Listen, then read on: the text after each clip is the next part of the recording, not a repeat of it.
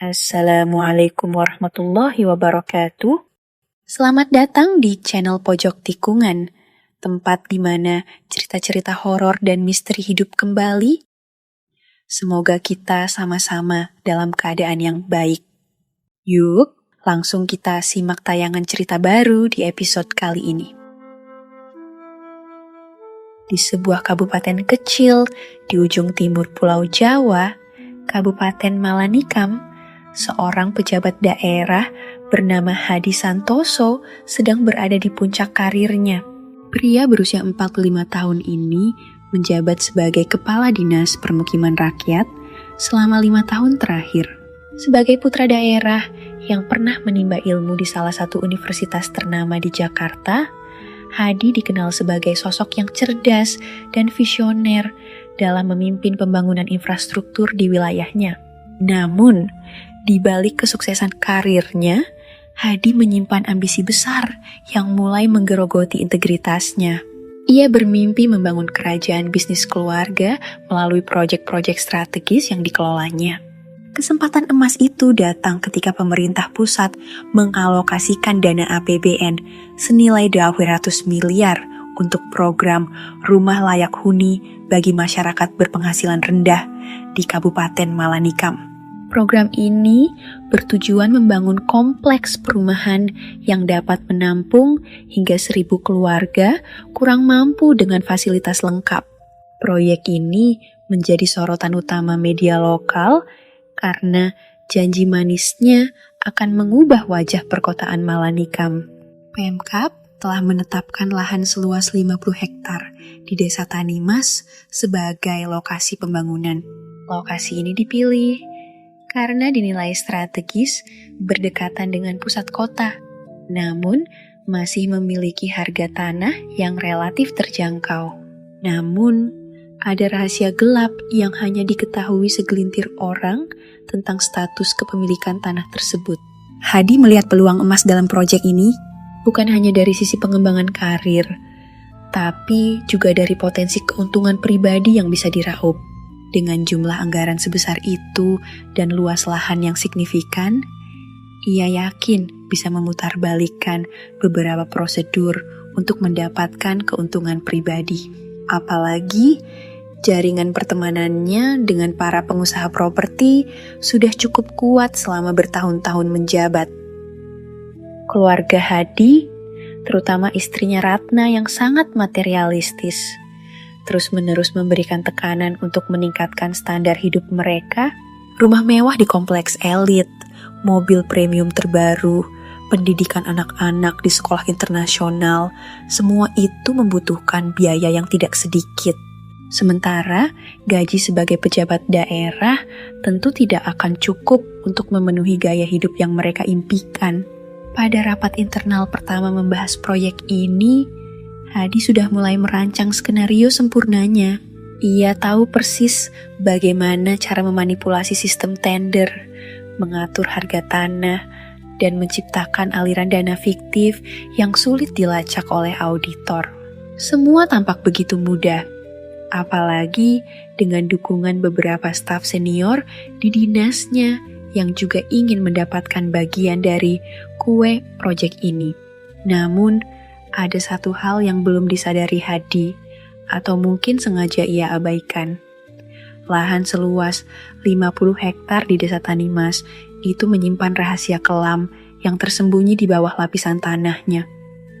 Sesuatu yang akan mengubah hidupnya dan keluarganya selamanya, jauh dari bayangan kemewahan yang mereka dambakan. Sejarah lahan di Desa Tanimas ternyata menyimpan kisah kelam yang jarang dibicarakan secara terbuka. Pada masa penjajahan Belanda, tepatnya pada tahun 1920-an, area ini merupakan lokasi pemukiman komunitas Tionghoa yang makmur. Mereka berhasil mengembangkan usaha perdagangan dan pertanian yang cukup maju hingga menimbulkan iri hati di kalangan kolonial. Ketegangan memuncak saat pemberontakan lokal pecah di wilayah tersebut, yang kemudian digunakan Belanda sebagai dalih untuk melakukan pembersihan etnis. Tragedi mengerikan terjadi pada malam 13 Oktober 1923 ketika pasukan kolonial melakukan serangan mendadak terhadap pemukiman tersebut. Ribuan orang tak berdosa pria, wanita, bahkan anak-anak tewas dalam pembantaian massal yang direncanakan dengan rapi. Mayat-mayat korban dikumpulkan dan dikubur secara massal di lahan yang kini menjadi lokasi proyek perumahan. Beberapa sumber sejarah lokal menyebutkan bahwa jumlah korban mencapai lebih dari 3.000 jiwa. Setelah peristiwa tersebut, lahan itu dibiarkan kosong selama beberapa dekade. Penduduk setempat menghindari area tersebut karena banyaknya penampakan aneh dan kejadian supernatural yang dilaporkan. Baru pada tahun 1980-an, sekelompok petani mencoba membuka lahan tersebut untuk pertanian. Namun, harus mundur karena serangkaian insiden misterius yang merenggut beberapa nyawa. Sejak itu, lahan tersebut dikenal sebagai tanah terlarang oleh masyarakat sekitar. Yang membuat situasi semakin rumit adalah fakta bahwa dokumen resmi kepemilikan lahan tersebut telah hilang selama pergolakan politik tahun 1965. Status tanah menjadi abu-abu, di mana tidak ada yang benar-benar memiliki bukti sah atas kepemilikannya. Situasi ini dimanfaatkan oleh Hadi Santoso dan kroni-kroninya untuk mengklaim bahwa lahan tersebut merupakan aset pemerintah daerah yang siap dikembangkan. Melalui jaringan informan yang dimilikinya, Hadi mengetahui bahwa ada investor properti besar dari Jakarta yang tertarik untuk mengembangkan lahan tersebut menjadi kompleks perumahan elit. Nilai jual tanah di lokasi tersebut bisa mencapai 10 kali lipat dari harga pasar jika dilegalkan melalui prosedur tertentu. Dengan kedudukannya sebagai kepala dinas, Hadi memiliki akses untuk memanipulasi dokumen-dokumen penting dan memalsukan status kepemilikan lahan. Rencana Hadi semakin matang ketika ia berhasil membujuk beberapa pemilik modal lokal untuk bekerja sama. Mereka sepakat untuk membeli lahan tersebut secara diam-diam melalui perusahaan cangkang yang didirikan Hadi. Dana APBN yang seharusnya digunakan untuk membangun perumahan rakyat akan dialihkan untuk memperbaiki infrastruktur dasar di lahan tersebut, sehingga nilai investasinya meningkat drastis. Setelah itu, lahan akan dijual kepada investor besar dengan harga premium. Namun, ada satu hal yang luput dari perhitungan Hadi, atau mungkin sengaja ia abaikan. Para sesepuh desa yang masih menjaga tradisi leluhur telah memperingatkannya tentang kutukan yang melingkupi lahan tersebut. Mereka bercerita tentang ritual-ritual tahunan yang biasa dilakukan untuk menenangkan arwah-arwah yang gelisah. Ritual ini terpaksa dihentikan selama beberapa dekade terakhir karena ketiadaan generasi muda yang mau melanjutkan tradisi tersebut. Tidak hanya itu, beberapa pekerja konstruksi yang pernah mencoba membersihkan lahan tersebut melaporkan pengalaman mengerikan. Ada yang mengaku melihat bayangan-bayangan hitam bergerak di antara pepohonan pada malam hari. Yang lain mengatakan mendengar tangisan pilu dan jeritan minta tolong dari dalam tanah. Beberapa pekerja bahkan mengalami kecelakaan misterius yang tidak bisa dijelaskan secara logis. Meskipun demikian, Hadi tetap melanjutkan rencananya. Ia percaya bahwa semua cerita mistis itu hanyalah omong kosong belaka, cara penduduk setempat untuk menghalangi pembangunan modern. Dengan keyakinan penuh, ia mulai memproses dokumen-dokumen legalitas lahan, mengabaikan semua peringatan dan tanda-tanda yang seharusnya membuatnya berpikir ulang. Baginya, potensi keuntungan finansial jauh lebih nyata daripada cerita-cerita tentang arwah penasaran yang tidak pernah ia lihat sendiri. Pelaksanaan rencana korupsi Hadi Santoso dimulai dengan pendekatan yang sangat terstruktur dan terorganisir. Pertama-tama, ia membentuk tim inti yang terdiri dari 5 orang kepercayaannya. Andi sebagai kepala bidang pengadaan tanah, Budi yang menjabat sebagai kepala seksi keuangan, Chandra sebagai kepala subbagian dokumentasi, Dedi sebagai kepala urusan umum, dan Eko sebagai staf ahli hukum. Mereka semua telah bekerja sama dengan Hadi selama bertahun-tahun dan memiliki kepentingan pribadi dalam proyek ini. Langkah pertama yang dilakukan Hadi adalah memanipulasi proses pengadaan tanah. Melalui Andi, ia menciptakan dokumen palsu yang menyatakan bahwa lahan tersebut merupakan aset pemerintah daerah yang tidak produktif selama puluhan tahun. Untuk mendukung klaim ini, mereka merekayasa data historis kepemilikan tanah dengan memalsukan catatan administrasi dari era 1970-an. Seluruh proses ini dilakukan dengan sangat hati-hati, menggunakan salinan dokumen asli yang dimodifikasi sedemikian rupa sehingga tampak autentik. Untuk memuluskan transaksi, Hadi menggunakan perusahaan cangkang bernama PT Berkah Mandiri yang didirikan melalui jasa notaris langganannya.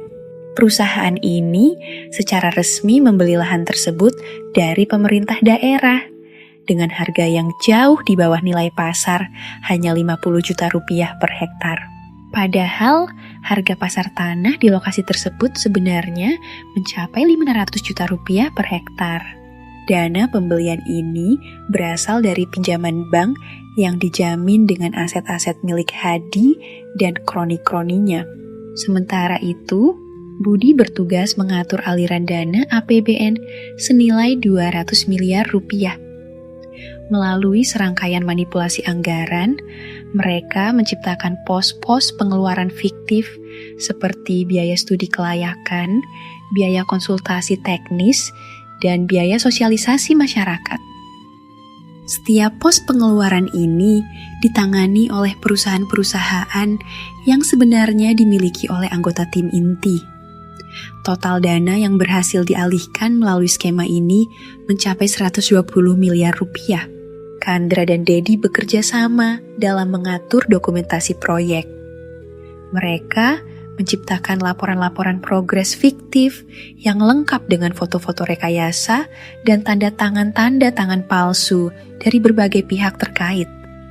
Seluruh dokumentasi ini dirancang sedemikian rupa sehingga tampak meyakinkan jika sewaktu-waktu ada pemeriksaan dari auditor eksternal. Eko, sebagai ahli hukum, bertugas menciptakan payung hukum yang melindungi seluruh operasi ini. Ia menyusun kontrak-kontrak yang rumit dengan klausa-klausa khusus yang mempersulit penelusuran aliran dana. Selain itu, ia juga menyiapkan dokumen-dokumen cadangan yang bisa digunakan untuk menutupi jejak jika ada investigasi mendadak. Yang paling mencengangkan adalah skema bagi hasil yang mereka susun. Hadi mendapatkan 40% dari total keuntungan, sementara masing-masing anggota tim inti mendapatkan 12%. Sisanya sebesar 10% disisihkan untuk dana darurat yang disimpan di rekening luar negeri. Seluruh transaksi keuangan dilakukan melalui jaringan perbankan offshore yang sulit dilacak oleh otoritas Indonesia. Untuk memastikan semua berjalan lancar, Hadi juga membayar beberapa pejabat tinggi di lingkungan Pemkab Malanikam sebagai penjaga gerbang. Mereka bertugas menghalau setiap upaya audit mendadak atau investigasi internal. Jumlah suap yang diberikan berkisar antara 500 juta rupiah hingga 1 miliar rupiah per orang, tergantung pada posisi strategis mereka. Seluruh operasi ini dilakukan dengan sangat hati-hati selama 6 bulan pertama. Setiap minggu, tim inti mengadakan pertemuan rahasia di villa pribadi Hadi yang terletak di pinggiran kota. Disinilah mereka membahas perkembangan terkini, mengevaluasi risiko, dan merancang langkah-langkah antisipasi jika ada ancaman dari pihak luar. Ironisnya, selama periode ini, Hadi tetap tampil sebagai pejabat yang peduli terhadap masyarakat. Ia rutin menghadiri acara-acara sosial, memberikan pidato tentang pentingnya perumahan layak huni bagi masyarakat berpenghasilan rendah, dan bahkan mengunjungi beberapa keluarga calon penerima bantuan. Semua ini dilakukan untuk menjaga citranya di mata publik sambil terus melancarkan praktik korupsi di balik layar. Seminggu setelah peletakan batu pertama proyek perumahan yang seharusnya, Hadi mulai merasakan keanehan-keanehan yang tidak bisa dijelaskan secara logis. Awalnya, ia mengabaikan hal-hal kecil seperti suara-suara aneh di malam hari, atau bayangan-bayangan yang bergerak cepat di sudut matanya. Namun, kejadian-kejadian tersebut semakin intens dan mengganggu. Peristiwa pertama yang benar-benar membuatnya merinding terjadi pada malam ketiga setelah ia menandatangani kontrak penjualan lahan kepada investor. Saat sedang bekerja lembur di kantor dinas, Hadi mendengar suara tangisan pilu dari arah ruang rapat. Suara itu terdengar seperti ratapan seorang wanita yang penuh kesedihan bergema di seluruh gedung meskipun tidak ada orang lain di kantor. Ketika ia berani mendekati sumber suara, lampu di ruang rapat tiba-tiba padam sendiri meskipun listrik di bagian lain gedung tetap menyala. Kejadian yang lebih mengerikan terjadi 2 hari kemudian di rumahnya. Saat tengah malam, ia terbangun oleh suara derap langkah kaki di lantai atas. Ketika naik untuk memeriksa, ia menemukan jejak-jejak basah di lantai kayu yang mengarah ke jendela. Jejak-jejak itu seolah-olah dibuat oleh kaki telanjang yang berlumuran darah, meninggalkan noda merah kecoklatan yang sulit dibersihkan. Yang lebih mengkhawatirkan, jejak-jejak tersebut selalu muncul di tempat yang sama setiap malam, meskipun ia sudah memasang CCTV di seluruh rumah. Istri Hadi, Ratna, mulai mengalami mimpi buruk berulang yang sangat realistis. Dalam mimpinya, ia selalu melihat wajah-wajah pucat yang menatapnya dengan mata penuh kebencian. Wajah-wajah itu kadang muncul di cermin kamar mandi, di permukaan kolam renang, bahkan di layar televisi ketika sedang menonton film. Yang paling menakutkan adalah ketika ia menemukan rambut-rambut panjang tersangkut di sikat rambutnya. Padahal ia sendiri memiliki rambut pendek. Anak sulung mereka, Aditya, yang baru berusia 10 tahun, sering berbicara tentang teman-teman imajinernya yang datang setiap malam. Namun, deskripsi yang diberikan Aditya tentang teman-temannya sangat mengerikan dengan wajah pucat, mata hitam pekat, dan tubuh yang transparan. Yang lebih mengganggu adalah ketika Aditya mulai menulis pesan-pesan aneh di buku catatannya, menggunakan tulisan tangan yang bukan miliknya. Kembalikan hak kami dan berikan keadilan. Di kantor, fenomena aneh juga mulai terjadi. Beberapa staf melaporkan melihat bayangan-bayangan hitam bergerak di lorong-lorong pada malam hari. File-file penting sering ditemukan rusak atau hilang tanpa penjelasan yang masuk akal. Komputer-komputer kadang menyala sendiri di tengah malam dan menampilkan dokumen-dokumen yang sudah dihapus sebelumnya. Yang paling mengkhawatirkan adalah ketika salah satu staf menemukan file dengan nama daftar korban di server utama yang berisi daftar ribuan nama dengan tanggal kematian yang sama, 13 Oktober 1923. Kejadian yang membuat Hadi benar-benar ketakutan terjadi saat ia sedang mengendarai mobil dinasnya menuju lokasi proyek. Di tengah jalan yang sepi, mobilnya tiba-tiba mogok tanpa sebab yang jelas. Ketika ia keluar untuk memeriksa, ia melihat bayangan-bayangan manusia berbaris di sepanjang jalan. Semua mengenakan pakaian tradisional Tionghoa dari era 1920-an. Mereka berjalan dengan langkah seragam mengarah ke lokasi proyek. Yang membuatnya merinding adalah ketika ia melihat salah satu dari mereka menoleh dan menatap langsung ke arahnya dengan mata yang kosong. Di lokasi proyek sendiri, para pekerja mulai mengalami kecelakaan-kecelakaan misterius. Beberapa di antaranya melaporkan melihat bayangan-bayangan hitam yang tiba-tiba muncul di depan alat berat, menyebabkan operator kehilangan kendali. Yang lain mengaku melihat tangan-tangan putih yang muncul dari dalam tanah, mencoba menarik mereka ke bawah. Pekerjaan sering terhenti karena alat-alat berat tiba-tiba mati atau bergerak sendiri tanpa operator. Semua kejadian ini mulai mempengaruhi kondisi mental Hadi dan keluarganya. Ia sering terbangun dengan keringat dingin, merasakan ada kehadiran lain di kamarnya. Ratna mulai mengalami insomnia parah dan sering berteriak-teriak di tengah malam. Anak-anak mereka menjadi lebih pendiam dan sering berbicara sendiri, seolah-olah sedang berkomunikasi dengan seseorang yang tidak terlihat. Para pekerja di lokasi proyek mulai meninggalkan pekerjaan mereka satu persatu. Mereka mengaku tidak tahan dengan suasana yang semakin menyeramkan. Beberapa di antaranya bahkan mengalami trauma psikologis yang memerlukan penanganan medis. Investor dari Jakarta mulai menanyakan kemajuan proyek yang semakin lambat, membuat Hadi semakin stres karena harus menjaga agar rencananya tetap berjalan sesuai jadwal. Meskipun demikian, Hadi masih berusaha meyakinkan dirinya bahwa semua ini hanyalah kebetulan atau efek psikologis dari tekanan pekerjaan. Ia menolak untuk menghubungkan kejadian-kejadian aneh ini dengan tindakan korupsinya.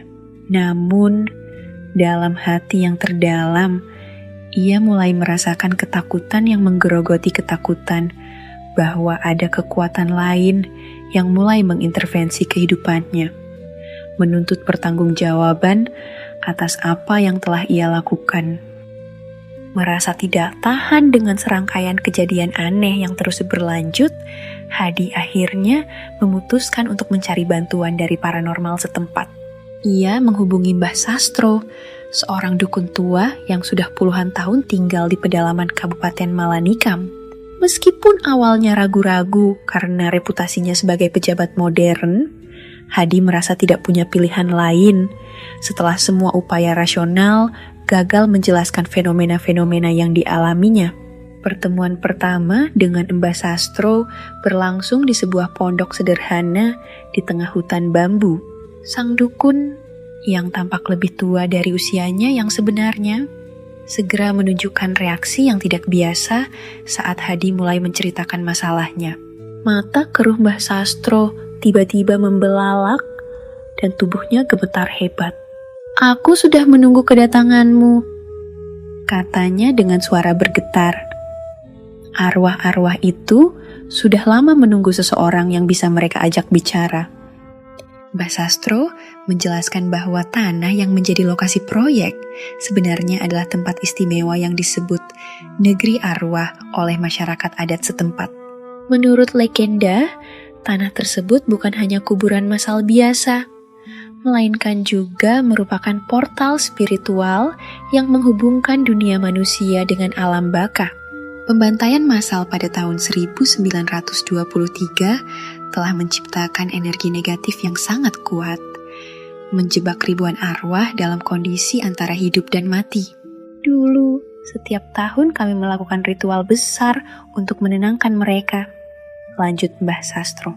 Kami mempersembahkan sesaji, membacakan doa-doa khusus, dan melakukan tarian sakral untuk memastikan mereka tetap tenang. Namun, sejak generasi muda mulai meninggalkan tradisi, ritual-ritual itu terhenti.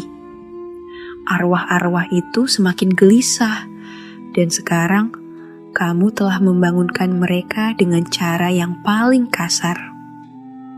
Dukun tua itu kemudian melakukan ritual penyucian sederhana untuk Hadi, menggunakan air dari 7 mata air suci dan daun-daun tertentu. Ia memandikan Hadi sambil membacakan mantra-mantra kuno. Saat ritual berlangsung, Hadi mengalami penglihatan-penglihatan yang sangat nyata, bayangan-bayangan manusia bergerak di sekitarnya, wajah-wajah penuh amarah muncul di dinding pondok, dan suara tangisan memilukan menggema di telinganya. Setelah ritual selesai, Mbah Sastro memberikan penjelasan lebih mendalam. Arwah-arwah itu tidak hanya marah karena tanah mereka diganggu, katanya dengan nada serius. Mereka juga merasakan niat jahat yang menyelimuti proyek ini. mereka bisa merasakan aroma korupsi, kebohongan, dan ketidakadilan yang sangat kuat. Itulah yang membuat mereka semakin gelisah dan agresif. Mbak Sastro menyarankan Hadi untuk segera menghentikan proyek tersebut dan mengembalikan fungsi lahan sebagai tempat peristirahatan. Namun, Hadi menolak mentah-mentah. "Ini sudah terlalu jauh," katanya. "Uang sudah beredar, kontrak sudah ditandatangani, dan investor sudah menunggu hasilnya. Aku tidak bisa mundur sekarang." Melihat keteguhan Hadi, Mbah Sastro menghela napas panjang. "Kalau begitu, aku hanya bisa memberikan perlindungan sementara," katanya sambil menyerahkan sejumlah jimat dan rajah khusus. "Namun ingat, ini hanya akan menunda masalah, bukan menyelesaikannya. Arwah-arwah itu akan terus datang dan mereka akan semakin kuat seiring waktu." Saat perjalanan pulang dari pondok Mbah Sastro, Hadi mengalami pengalaman yang membuatnya semakin yakin bahwa penjelasan dukun itu benar. Di tengah jalan yang sepi, mobilnya tiba-tiba berhenti mendadak meskipun tidak ada masalah teknis. Ketika ia keluar untuk memeriksa, ia melihat barisan panjang bayangan manusia berjalan di sisi jalan. Semua mengenakan pakaian tradisional yang sama seperti yang pernah ia lihat sebelumnya. Yang membuatnya merinding adalah ketika salah satu dari mereka mendekat dan berbisik tepat di telinganya. Keadilan harus ditegakkan. Keesokan harinya, Hadi memutuskan untuk mengunjungi perpustakaan daerah dan mencari informasi lebih lanjut tentang sejarah lokasi tersebut. Dengan bantuan seorang pustakawan senior, ia menemukan dokumen-dokumen lama yang memperkuat cerita Mbah Sastro. Ada catatan-catatan tentang ritual tahunan yang dilakukan hingga tahun 1960-an, lengkap dengan foto-foto dokumentasi. Yang lebih mengejutkan adalah ditemukannya laporan resmi dari masa kolonial yang mendetail tentang pembantaian massal di lokasi tersebut. Penemuan ini membuat Hadi semakin terganggu. Di satu sisi, ia mulai memahami gravitasi kesalahannya bukan hanya karena tindakan korupsinya, tetapi juga karena telah mengganggu tempat yang begitu sakral. Di sisi lain, ia merasa terjebak dalam situasi yang semakin rumit. Uang sudah beredar, kontrak sudah ditandatangani, dan investor besar sudah menunggu hasilnya. Memundurkan proyek sekarang akan berarti kehancuran total bagi karir dan keuangannya. Namun, yang paling mengganggu pikirannya adalah pernyataan terakhir Mbah Sastro sebelum ia pamit pulang. Ingat, arwah-arwah itu tidak hanya ingin tanah mereka dikembalikan. Mereka juga ingin keadilan atas apa yang terjadi pada mereka dan atas apa yang sedang terjadi sekarang. Kalimat ini terus terngiang-ngiang di benak Hadi, membuatnya semakin sulit tidur di malam hari. Beberapa hari setelah pertemuannya dengan Mbah Sastro, aktivitas supernatural di sekitar Hadi dan keluarganya meningkat drastis. Seolah-olah arwah-arwah penasaran itu mulai kehilangan kesabaran.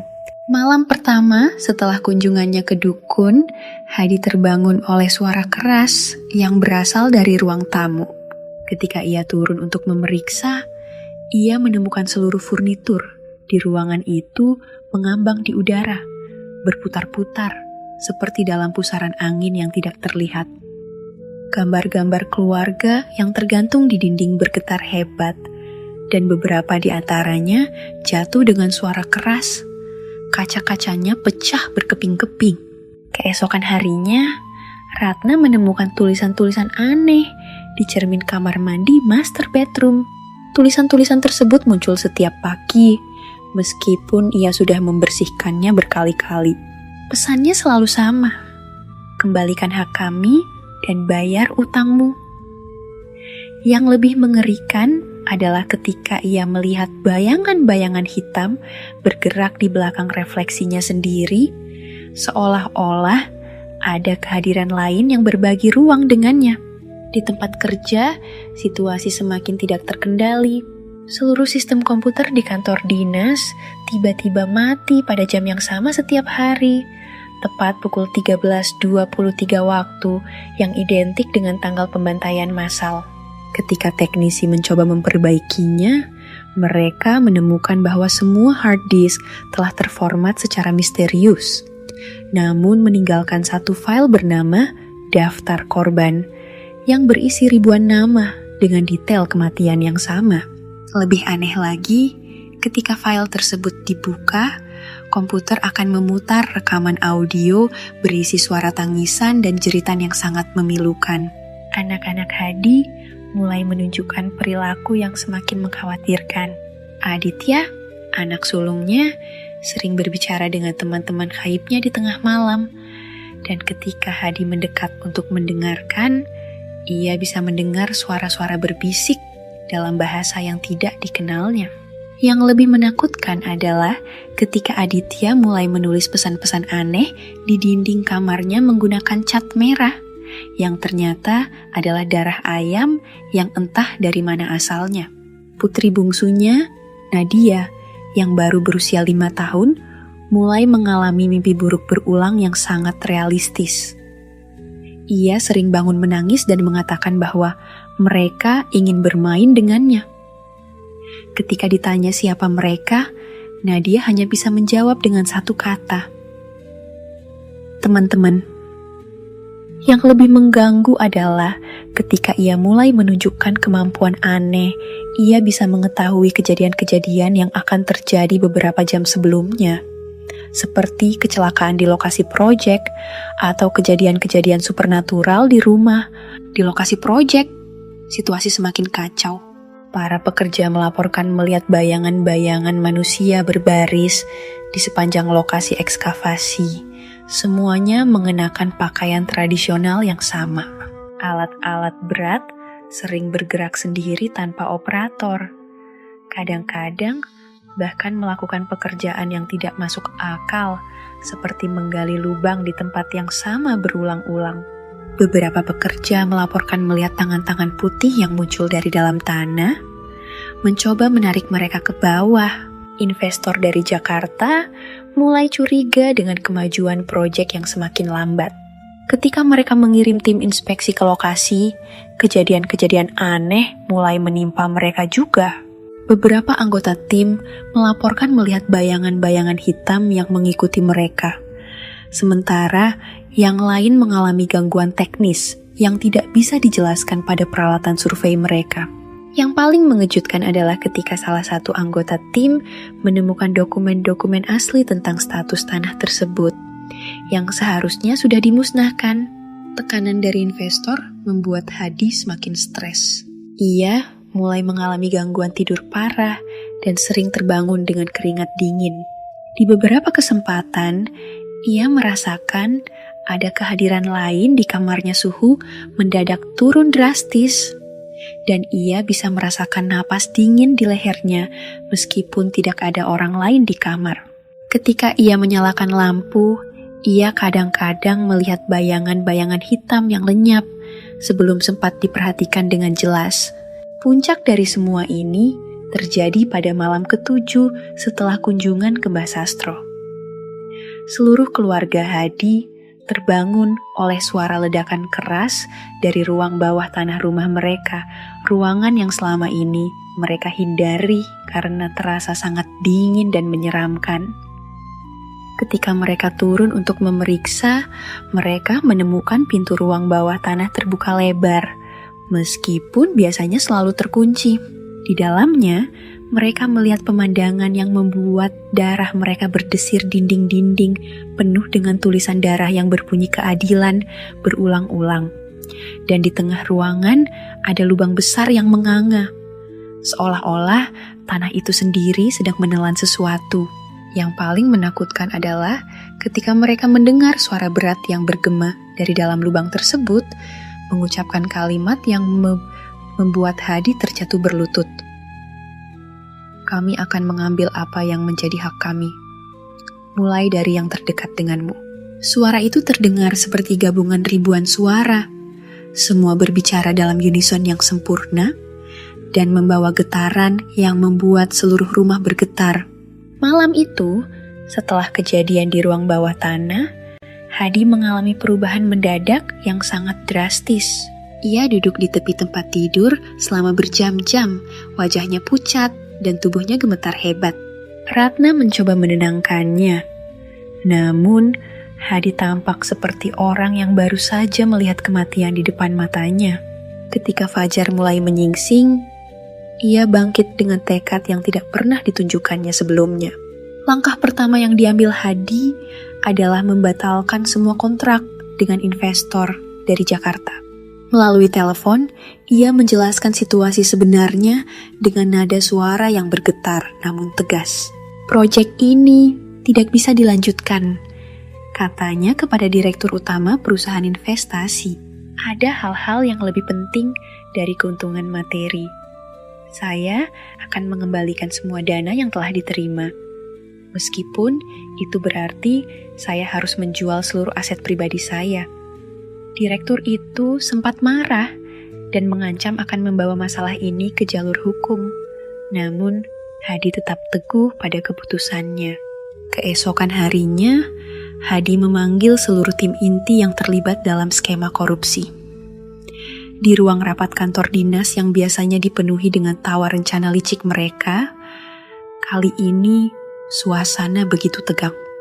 Hadi dengan wajah pucat dan mata yang tampak lebih tua dari usianya, menatap satu persatu anggota timnya. Semua ini harus berakhir, katanya dengan suara serak. Saya tidak peduli apa yang harus kita korbankan, tapi kita harus memperbaiki kesalahan yang telah kita buat. Dengan bantuan Eko, ahli hukum dalam tim, mereka mulai menyusun rencana untuk mengembalikan seluruh dana yang telah dikorupsi. Mereka mencatat setiap transaksi ilegal, mengidentifikasi aliran dana, dan membuat laporan lengkap tentang bagaimana uang tersebut digunakan. Hadi bahkan membuka rekening bank offshore yang selama ini menjadi tempat penyimpanan dana darurat mereka, dan mentransfer seluruh isinya kembali ke kas negara. Namun, Hadi tahu bahwa mengembalikan uang saja tidak cukup. Ia memutuskan untuk bertindak lebih jauh. Ia akan mengungkapkan seluruh skandal korupsi ini kepada publik. Melalui konferensi pers yang disiarkan langsung oleh media lokal, Hadi mengakui semua kesalahannya di depan kamera. Dengan suara bergetar dan air mata yang tak terbendung, ia menceritakan detail demi detail praktik korupsi yang telah dilakukan, termasuk nama-nama semua pihak yang terlibat. Ia juga menyerahkan seluruh dokumen pendukung kepada Badan Pemberantasan Korupsi, meminta agar kasus ini segera ditindaklanjuti.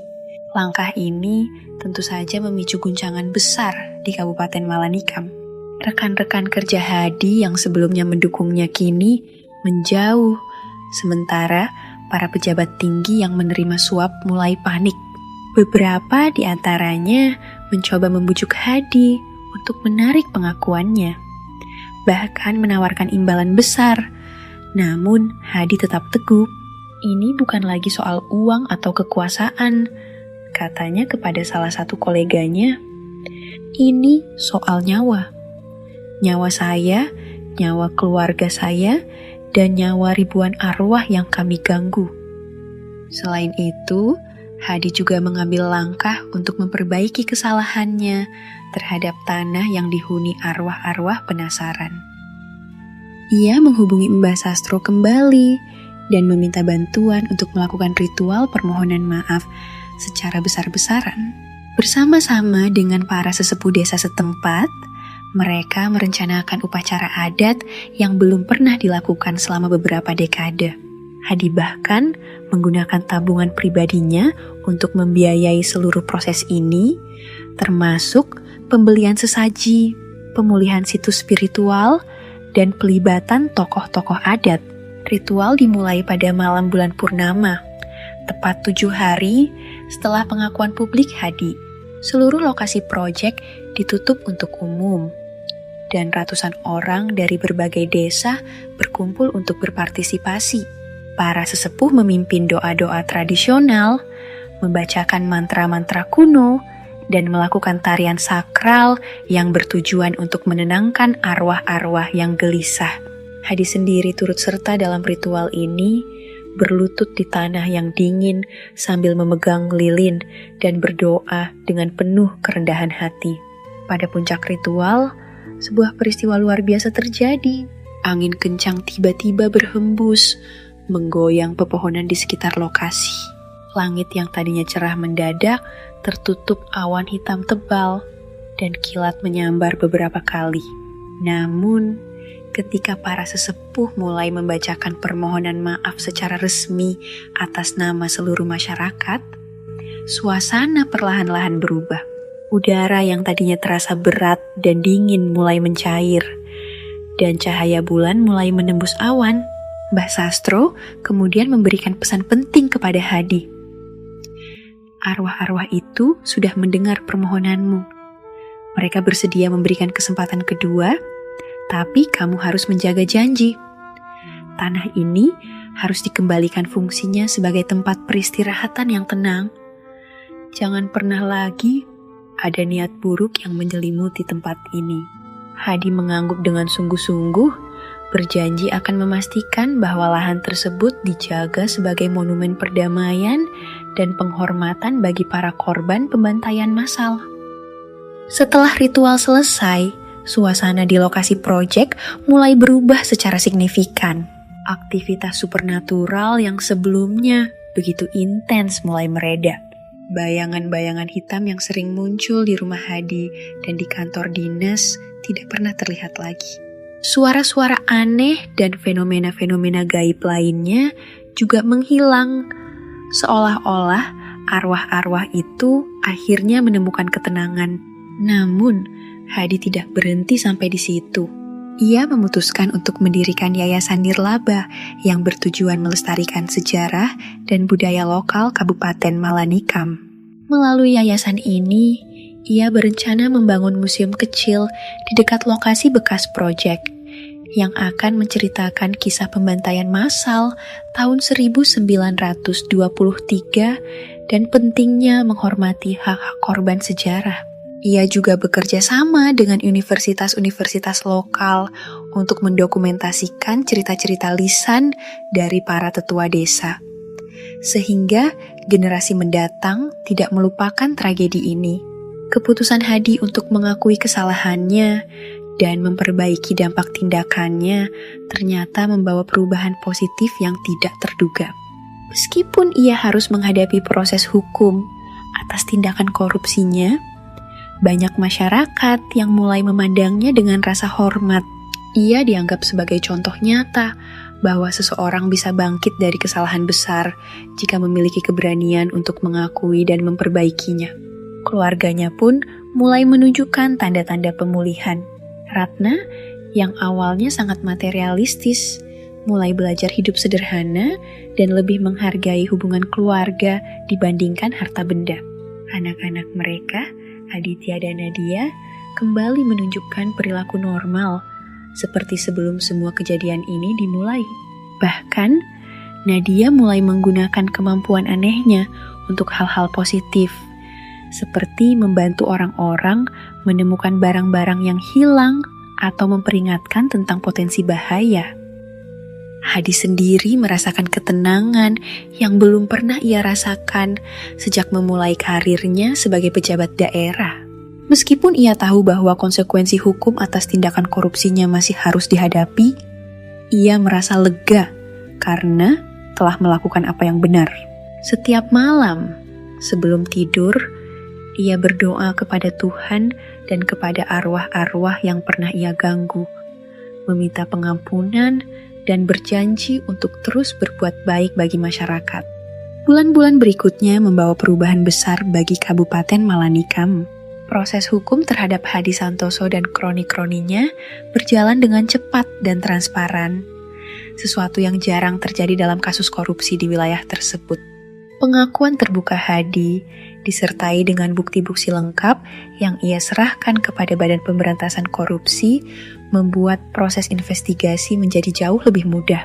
Semua pihak yang terlibat, termasuk para pejabat tinggi yang menerima suap, diadili secara adil dan dijatuhi hukuman sesuai dengan tingkat keterlibatan mereka. Yang mengejutkan banyak pihak adalah sikap Hadi selama persidangan.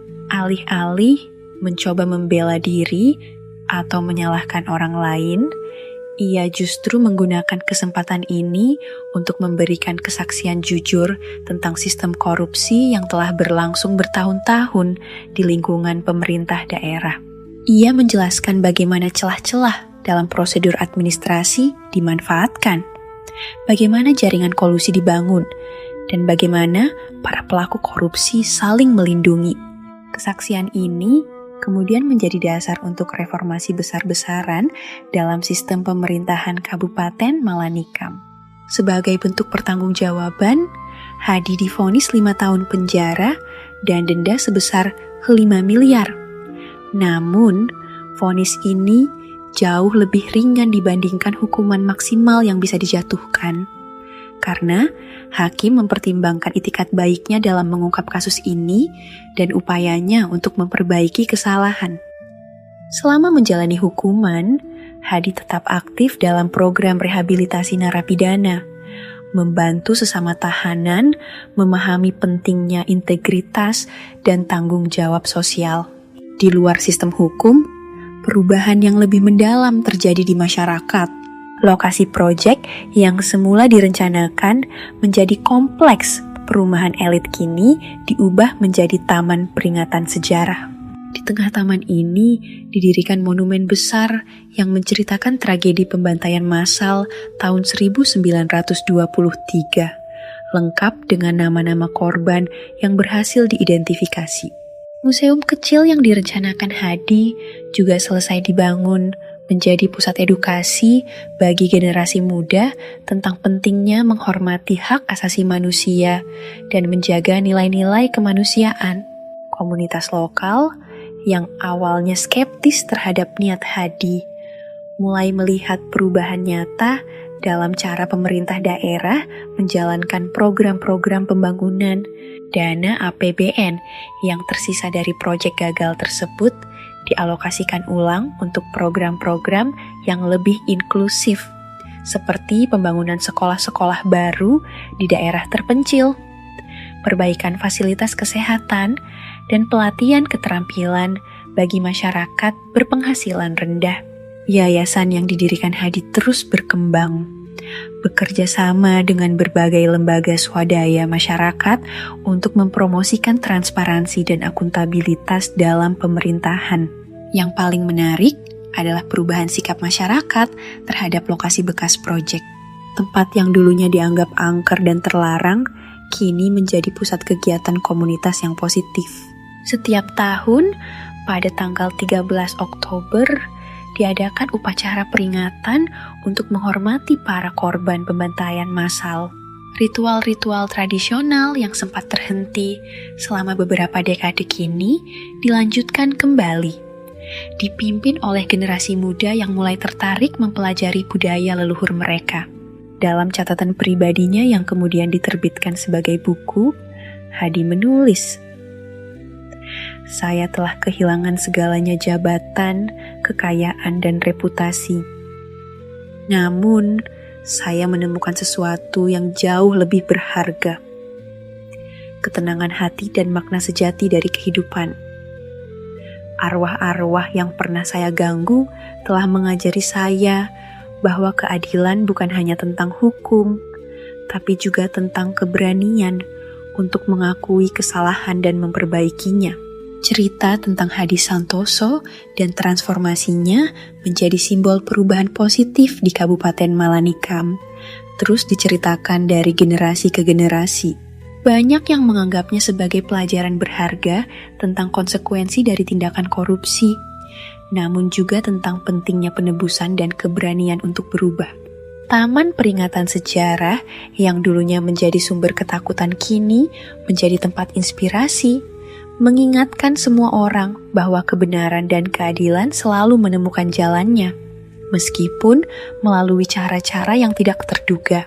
Seiring waktu, cerita tentang arwah-arwah penasaran yang menghantui Hadi dan keluarganya mulai berubah dari kisah horor menjadi legenda moral. Masyarakat setempat percaya bahwa arwah-arwah itu akhirnya menemukan kedamaian setelah keadilan ditegakkan. Beberapa orang melaporkan melihat cahaya-cahaya putih yang indah di lokasi taman pada malam hari, yang mereka yakini sebagai manifestasi dari arwah-arwah yang telah tenang. Bagi Hadi sendiri, meskipun harus menjalani hukuman penjara, ia merasa bahwa ini adalah harga yang pantas dibayar untuk semua kesalahan yang telah ia buat. Ia sering berkata kepada sesama narapidana, "Keadilan bukan tentang balas dendam, tapi tentang memperbaiki apa yang rusak. Dan kadang-kadang butuh kekuatan dari dunia lain untuk membuat kita menyadari itu." Ketika masa hukumannya berakhir, Hadi memutuskan untuk tidak kembali ke dunia politik atau pemerintahan. Ia memilih untuk tinggal sederhana di sebuah rumah kecil di pinggiran kota, bekerja sebagai relawan di yayasan yang ia dirikan. Ia menghabiskan sisa hidupnya dengan membantu orang-orang yang ingin memperbaiki kesalahan mereka dan membangun masyarakat yang lebih adil dan transparan. Cerita tentang Hadi Santoso dan perjalanannya menuju penebusan menjadi bukti bahwa tidak ada dosa yang terlalu besar untuk diperbaiki, asalkan ada keberanian untuk mengakui kesalahan dan tekad untuk melakukan yang benar. Kisah ini mengingatkan kita semua bahwa keadilan, meskipun kadang-kadang datang melalui cara-cara yang mengerikan, selalu membawa perubahan positif bagi mereka yang bersedia menerimanya.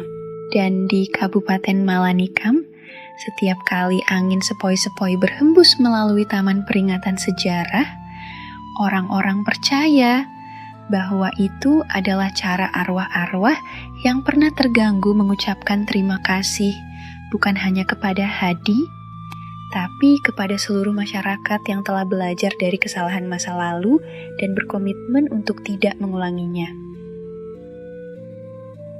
Cukup sekian dulu tayangan di episode ini. Jangan lupa untuk like, share, dan subscribe channel ini untuk mendapat update cerita berikutnya. Terima kasih atas kunjungannya. Wassalamualaikum warahmatullahi wabarakatuh.